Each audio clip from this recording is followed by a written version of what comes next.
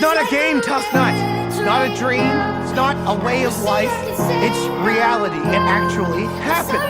We trained the dragons. We left Berk, and my father is on his deathbed because of it. Because of me. None of this would have happened, and I mean none of it, if I had never shot down Toothless in the first place. You know it. I know it. Berk knows it. Everyone knows it. I'm sorry.